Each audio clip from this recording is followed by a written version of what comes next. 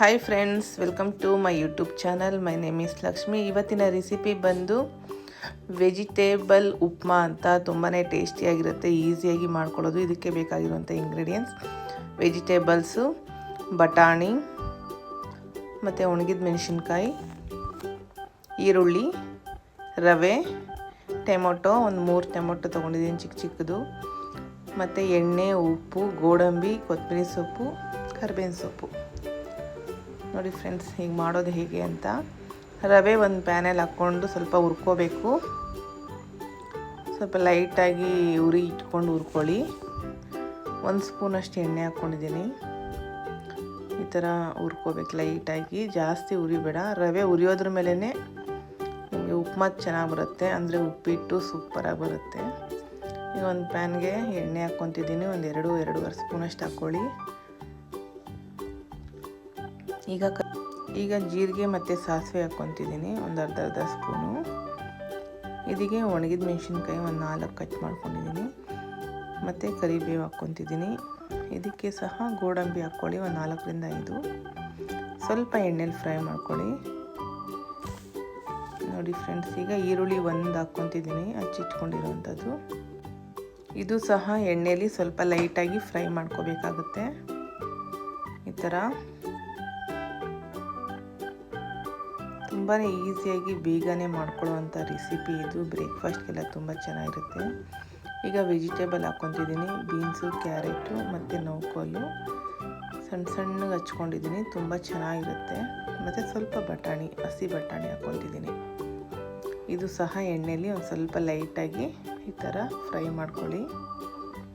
ಒಂದು 5 ನಿಮಿಷ ಇದನ್ನು ಮುಚ್ಚಿಟ್ರೆ ಬೇಗ ಬೆಂದ್ಕೊಳ್ಳುತ್ತೆ. ಇದಕ್ಕೇ ಒಂದು ಸ್ವಲ್ಪ ಸಾಲ್ಟ್ ಹಾಕಿದ್ರೆ ಬೇಗ ಬೇಯುತ್ತೆ. ಈ ಥರ 1 ಸ್ಪೂನ್ ಹಾಕ್ಕೊಂಡಿದ್ದೀನಿ. ಮಕ್ಕಳಿಗೆಲ್ಲ ಈ ಥರ ಮಾಡಿಕೊಟ್ಟಾಗ ತುಂಬ ಇಷ್ಟಪಟ್ಟು ತಿಂತಾರೆ, ವೆಜಿಟೇಬಲ್ಸ್ ಎಲ್ಲ ಇರೋದ್ರಿಂದ. ಹಾಗೆ ಪ್ಲೈನಾಗಿ ಮಾಡೋದ್ರಿಂದ ಯಾರಿಗೂ ಇಷ್ಟ ಆಗೋದಿಲ್ಲ. ಈ ಥರ ಸ್ವಲ್ಪ ವೆಜಿಟೇಬಲ್ಸ್ ಇದ್ದರೆ ನೋಡೋದಕ್ಕೂ ಚೆನ್ನಾಗಿರುತ್ತೆ, ಗ್ರೀನಾಗಿ. ನೋಡಿ ಫ್ರೆಂಡ್ಸ್, ಇದು ಎಣ್ಣೆಲಿ ಒಂದು ಸ್ವಲ್ಪ ಬೇಯ್ತಿದೆ. ಒಂದು 2 ನಿಮಿಷ ಹೀಗೆ ಮುಚ್ಚಿಡಿ.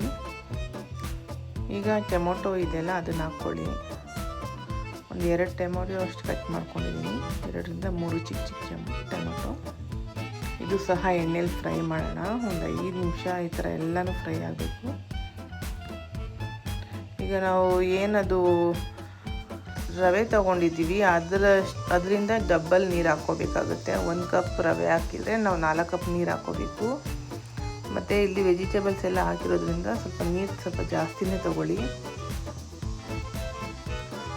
ಸ್ವಲ್ಪ ನೀರಲ್ಲಿ ಚೆನ್ನಾಗಿ ಬೇಯಬೇಕು.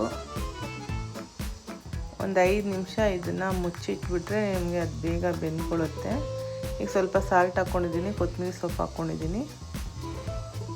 ನೋಡಿ ಈ ಥರ ಈಗ ಮುಚ್ಚಿಡ್ತಿದ್ದೀನಿ. ನೋಡಿ ಆಲ್ರೆಡಿ ಆಗಿದೆ, ಬೆಂದಿದೆ ಇದು. ಇದಕ್ಕೆ ಈಗ ನಾವು ಏನು ಹುರಿದಿಟ್ಟಿರೋಂಥ ರವೆ ಇದೆ ಅದನ್ನು ಮಿಕ್ಸ್ ಮಾಡ್ಕೋಬೇಕಾಗುತ್ತೆ. ಇದೆಷ್ಟು ಚೆನ್ನಾಗಿ ಬೆಂದಿದೆ. ಈಗ ಮಿಕ್ಸ್ ಮಾಡ್ತಿದ್ದೀನಿ ರವೆನ.